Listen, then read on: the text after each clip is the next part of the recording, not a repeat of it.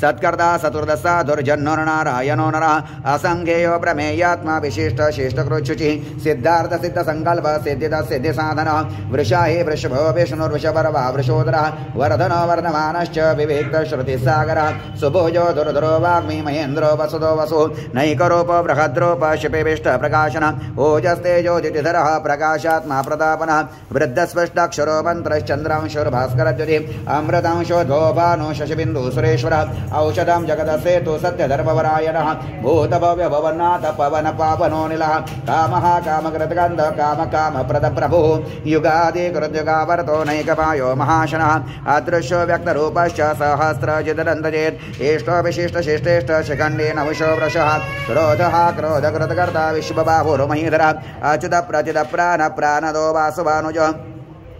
अपाम्निधरधिष्ठानम् अप्रमत्त प्रतिष्ठितं स्कन्द स्कन्दधरोधूर्यो वरदो वायुवाहनः वासुदेवो बृहद्भानुरादिदेवः पुरन्दरः अशोकस्तारणस्तार शूरशौर्यर्जनेश्वरः अनुकूलशतावर्त पद्मी पद्मनिभेक्षणः पद्मनाभो रवीन्द्राक्ष पद्मगर्भ शरीरभृत् महार्तिरुद्धो रुद्धात्मा महाक्षो गरुडध्वजः अतुलशरभो भीम समयज्ञो हविर्हरिः सर्वलक्षणलक्षण्य लक्ष्मीमान् समितिञ्जयः वीक्षरो रोहितो मार्गो हेतुर्दामोदरः महेधर महाभागो वेगवान मिताशनः उद्भवक्षोभनो देव श्रीगर्भ परमेश्वरः करणं कारणं कर्ता विकर्ता गहनो गुहुः व्यवसायो व्यवस्थान संस्थान स्थानदो ध्रुवः पारार्थि परमस्पष्ट तुष्ट पुष्ट शुभेक्षणः रामो विरामो विरजो मार्गो नियो नयोनयः वीरशक्तिमतां श्रेष्ठो धर्मो धर्मविदुत्तमः वैकुण्ठ पुरुष प्राण प्राणद प्रणव पृथुः हिरण्यगर्भशत्रुघ्नो व्याप्तो वायुरुधोक्षजः ऋतुः सुदर्शन काल परमेष्ठि परिग्रहः उग्र संवत्सरो दक्षो विश्रामो विश्वदक्षिणः विस्तारस्थावरस्थानं प्रमाणं बीजमव्ययम् अर्थोऽनर्थो महाकोशो महाभोगो महाधनः अनिर्विन्नस्तविष्टो भूर्धर्मयोपो महामखः नक्षत्र नेमेन नक्षत्रे क्षमक्षाम समेहनः यज्ञयुज्यो महेज्यश्च क्रतो सत्रं सुदाङ्गति सर्वदर्शे विमुक्तात्मा सर्वज्ञो ज्ञानमुत्तमः सुव्रत सुमुख सूक्ष्म सुघोष सुखद सुहृत मनोहरो जितक्रोधो वीरबाहुर्विदारणः स्वापन स्ववशो व्यापी नैकात्मा नैककर्मकृत् वत्सरो वत्सलो वत्सी रत्नगर्भो धनेश्वरः धर्मकृद्धर्मी सदसत्क्षरमक्षरम् अविज्ञाता सहस्रांशुर्विधाता कृतलक्षणः गभस्तिनेमि सत्त्वस्थ सिंहो भूत महेश्वरः आदिदेवो महादेवो देवेशो देवभृद्गुरुः उत्तरो गोपतिर्गोप्ता ज्ञानगम्य पुरातरः शरीरभूतभृतभोक्ता कवीन्द्रो भूरि दक्षिणः सोमवो मृतवः सोम पुरोजुत पुरुषोत्तमः विनयो जय सत्यसन्धो दाशरः सात्वदाम्पतिः जीवो विनयिता साक्षी मुकुन्दो मितविक्रमः अम्भो निधिरनन्तात्मा महोदधिशयोन्दकः अजो माहार्य स्वाभाव्यो जिता मित्र प्रमोदनः आनन्दो नन्दरो नन्द सत्यधर्म त्रिविक्रमः महर्षि कपिलाचार्य कृतज्ञो मेदिनीम्बति त्रिपदस्त्रेदशाध्यक्षो महाशृङ्ग कृतान्तकृत् महावराव गोविन्द सुषेण करकाङ्गतिः ॐ गुह्यो कविरो गहन गुप्तश्च कृगदाधरः वेदास्वाङ्गुजित कृष्ण दृढसङ्घर्षणोच्युत वरुणो वारुणो वृक्ष पुष्कराक्षो महामनः भगवान् भगानन्दे वनमाली हलायुधः आदित्यो ज्योतिरादित्य सहिष्णुर्गतिसत्तमः सुधनवा खण्डपरशुर्धारुणोद्रविनप्रता दिवे स्प्रोक् सर्वतोक्व्यासो वाचस्पतिरयो निज त्रिसामासामगसाम निर्वाणं भेषजं भिषक सन्न्यासकृच्छमशान्तो निष्ठा शान्तिपरायणं शुभाङ्ग शान्तिदस्पृष्टा कुमद कुवलेशयः गोहितो गोपतिर्गोप्ता वृषभाक्ष वृषप्रियः अनिवर्ते निवृत्तात्मा संक्षिप्ताक्षेपकृच्छिवः श्रीवत्सवक्षा श्रीवास श्रीपति श्रीमतांवरः श्रीधश्रीश श्रीनिवास श्रीनिधि श्रीविभावरः श्रीधर श्रीकर श्रेय श्रीमान् लोकत्रयाश्रयः स्वक्षश्वङ्गशदानन्दो नन्दिर्ज्योतिर्गणेश्वरः विजेतात्मा विधेयात्मा सत्कीर्तिश्चिन्न संशयः उदीर्ण सर्वतश्चक्षुरनीश शाश्वतस्थिरः भूषयो भूषणो भूतिर्विशोकशोकनाशनः अर्चिष्मानर्चित कुम्भो विशुद्धात्मा विशोधनः अनिरुद्धो प्रतिरतः प्रद्युम्नो मितविक्रमः कालनेमिनिहावीर शौरेशो रजनेश्वरः त्रिलोकात्मा त्रिलोकेश केशव केशिः हरिः कामदेव कामिबाल कामेकान्तकृदागमः अनिर्देश वपुर्विष्णुर्वीरो नन्दो धनञ्जयः ब्रह्मण्यो ब्रह्मकृत् ब्रह्म ब्रह्म ब्रह्म विवर्धनः ब्रह्मवेद ब्राह्मणो ब्रह्मे ब्रह्मज्ञो ब्राह्मणप्रियः महाक्रम महाकर्मा महातेज महोरगः महाक्रतुर्महायज्वा महायज्ञ महाहविः स्तव्यस्तव प्रियस्तोत्रं स्तुते स्तोतारणप्रियः पूर्णपूरयिता पुण्य पुण्यकीर्तिर्नामयः मनोजवस्तीर्थकरो वसुरेता वसुप्रदः वसुप्रदो वासुदेवो वसुर्वसुमनाहविः सद्गते सत्कृते सत्ता सद्भूते सत्परायणः शूरसेनो यदुश्रेष्ठ सन्निवास सुयामनः भूतावासो वासुदेव सर्वासु निलयो नलः दर्पः दर्वदो दृप्तो दुर्धरोथा पराजितः विश्वमूर्तिर्महामूर्तिर्दीप्तमूर्तिरमूर्तिमान् अनेकमूर्तिरव्यक्त शतमूर्ति शताननः एको नैकसवक्यं यत्तत् पदमनोत्तमं लोकबन्धुर्लोकनाथो माधवो भक्तवत्सलः सुवर्णवर्णो हेमाङ्गो वरङ्गश्चन्दनाङ्गदिः वीरः विषमशून्यो घृताशीरचलश्चलः अमानी मानदो मान्यो लोकस्वामी त्रिलोकधृक् सुमेधा मेधयो धन्य सत्यमेधाधराधरः तेजो वृषो द्युतिधरः सर्वशस्त्रभृताम्बरः प्रग्रहो निग्रहो व्यग्रो शृंगो गदाग्रजः चतुर्मूर्ते चतुर्बाहो चतुर्यौव चतुर्गतिः चतुरात्मा चतुर्भाव चतुर्वेद विदेकपाद समावर्तो निवृत्तात्मा दुर्जयो दुरतिक्रमः दुर्लभो दुर्गमो दुर्गो दुरावासो दुरारिः शुभांगो लोकसारंग सुतन्दस्तन्दुवर्धनः इंद्रकर्मा महाकर्मा कृतकर्मा कृतागमः उद्भव सुंदर सुंदो रत्ननाभ सुलोचनः अर्को शृंगे जयंत सर्वविजय सुवर्णबिंदु रक्षोभ्य सर्वभागेश्वरेश्वरः महारुदो महागर्तो महाभूतो महानिधि कुमुद कुंदर कुंद पर्जन्य पावनो निलः अमृताशो मृतवपुः सर्वज्ञ सर्वतोमुख सुलभ सुव्रत सिद्ध शत्रुजिच्छत्रुदापनः न्यग्रोधोदुम्बरोश्वत्थ चानुरांध्र निशोधनः सहस्रार्ची सप्तजिह्व सप्तैधा सप्तवाहनः अमूर्तिर्नगो चिन्त्यो भय क्रोध भयनाशनः अनुर्वृहतृशस्तूलो गुणभृन्निर्गुणो महान् अधृत स्वधृत स्वस्य प्राग्वैशो वैशवर्धनः भारकृतगतितो योगे योगेश सर्वकामदः आश्रमक्षरवनक्षाम सुपर्णो वायुवाहनः धनुर्धरो धनुर्वेदो दण्डो दमयता दमः अपराजित सर्वसः नियन्ता नियमो यमः सत्त्ववान् सात्विक सत्य सत्यधर्मपरायणः अभिप्राय प्रियार्होर्ह प्रियकृत प्रीतिवर्धनः विहाय सगतिर्ज्योतिर्सुरुचिर्हुतभोगविभुः रविर्विरोचर सूर्य सविता रविलोचनः अनन्तभूतभोग्भोक्ता सुखदो नैकजोग्रज अनिर्विन्न सदामर्षि लोकाधिष्ठानमद्भुतः सनातनतमः कपिल कपिरप्ययः स्वस्तिद स्वस्तिकृत् स्वस्ति स्वस्ति भोक् स्वस्ति दक्षिणः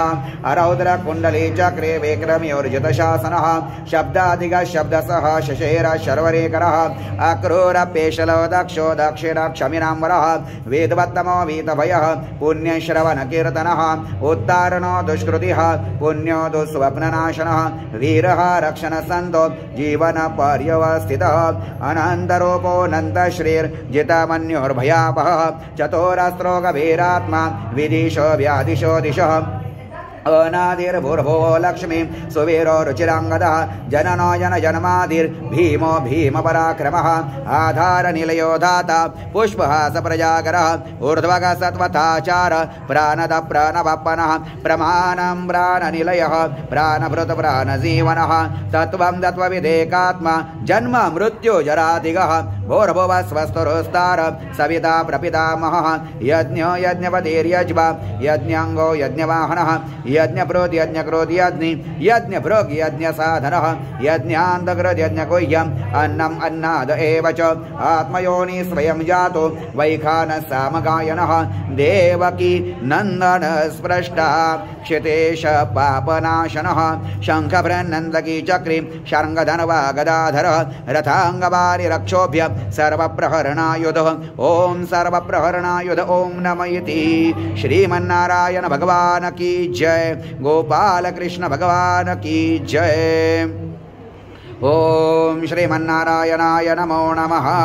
ओम अच्युतं केशवं रामनारायणं कृष्णदामोदरं वासुदेवं हरिं श्रीधरं माधवं गोपिकावल्लभं जानकीनायकं रामचन्द्रं भजे ओम अच्युतं केशवं सत्यभामाधवं माधवं श्रीधरं राधिकाराधितम् इंदिरा मंदिरं चेतसा सुंदरं देवकी नंदनं नंदजं संदधे अच्युतं केशवं रामनारायणं कृष्णदामोदरं वासुदेवं हरिं श्रीधरं माधवं गोपिकावल्लभं जानकीनायकं रामचन्द्रं भजे ओम विष्णवे जिष्णवे शंखिने चक्रिने रुक्मणी रागिने जानकी जानये वल्ले वल्लभायार्चितया आत्मने कंसविध्वंसिने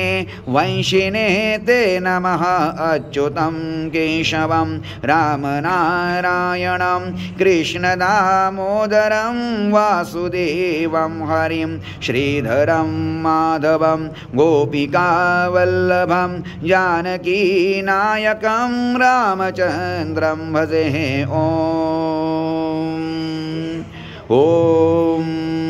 राक्षसः क्षोभित सीतया शोभितो दण्डकारण्यभूपुण्यताकारणः लक्ष्मणेनान्वितो वानरैः सेवितो अगस्त्यसम्पूजितो राघवः पातु माम् अच्युतं केशवं रामनारायणं कृष्णदामोदरं वासुदेवं हरिं श्रीधरं माधवं गोपिकावल्लभं जानकीनायकं रामचन्द्रं भजे